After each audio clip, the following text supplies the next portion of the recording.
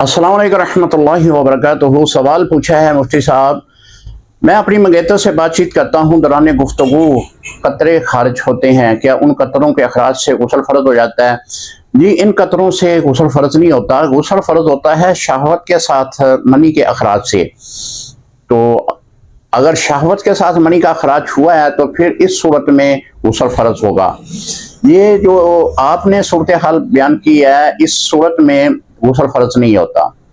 ये एक मर्ज है जिसको हमारे हुक्मा ने ज़कावत हिस्स में इसको शुमार किया है।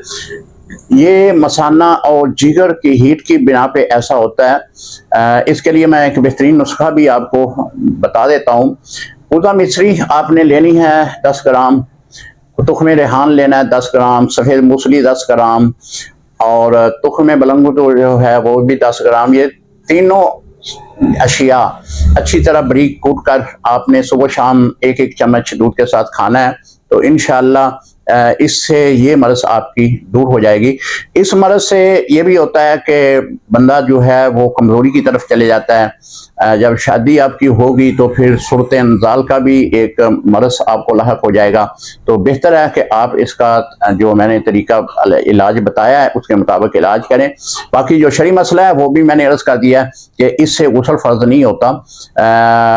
मनी के अखराज जो शहवत और लज्जत के साथ मनी निकलती है उसके साथ गुस्ल फ़र्ज होता है। अस्सलामु अलैकुम रहमतुल्लाहि व बरकातुहू।